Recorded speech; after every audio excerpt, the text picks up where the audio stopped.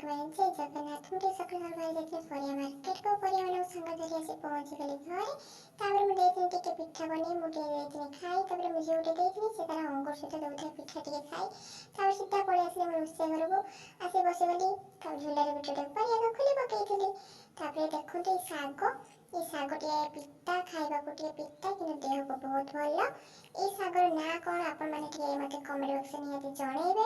ତେବେ ଦେଖନ୍ତୁ ଏଇ ଶାଗ ବି ନାଁ କ'ଣ ମୋତେ ନିହାତି ଜଣେଇବେ। ଏଇ ଶାଗ ଖାଆନ୍ତୁ, ବହୁତ ଭଲ ଦେହ ପାଇଁ।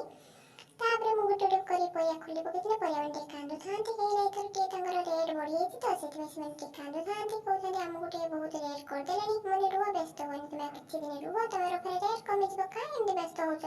କାନ୍ଦନି, ମୋତେ କାନ୍ଦିବାକୁ ଜମା ଭଲ ଲାଗୁନି।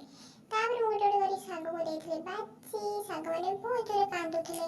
ମୁଁ କହିଲି କାହିଁ ଏମିତି କାନ୍ଦୁଛ?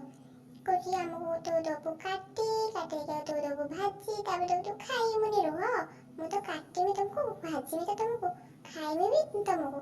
କାହିଁ ଏମିତି ବ୍ୟସ୍ତ ହଉଛ? ଟିକେ ଧୀରେ ରୁହ।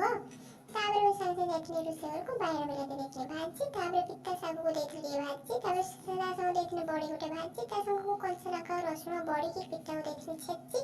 ତାପରେ ମୁଁ ଛେଚି ତାକୁ ଦେଇଥିଲି ପ୍ଲେନ୍ କରି। ତାପରେ ଆପଣମାନେ ଏକୁ ଗରମ ଭାତରେ ଖାଇପାରିବେ, ପଖାଳ ଭାତରେ ଖାଇପାରିବେ, ବସିକି ଖାଇପାରିବେ, ଠିଆ ହେଇକି ଖାଇପାରିବେ, ଶୋଇକି ବି ଖାଇପାରିବେ। ଆପଣଙ୍କ ଇଚ୍ଛା ଯାହା, ଆପଣ ସେଇଆ କରିକି ହିଁ ଖାଆନ୍ତୁ। ତାପରେ ମୁଁ ସାଙ୍ଗେ ପଳେଇଲି ଭାତ ବାଢ଼ିବାକୁ। ଭାତ ତରକାରୀ ବାଢ଼ି ଆଣି 3 ଜଣ ଯାଇଥିଲୁ ବସି। ତାପରେ 3 ଜଣ ଯାକ ବସିଯାଇ ପେଟ ପୁରା ଦେଇଥିଲୁ ଖାଇ। ଏବେ ରହୁଛି ସାଙ୍ଗମାନେ, ଜୟ ଜଗନ୍ନାଥ।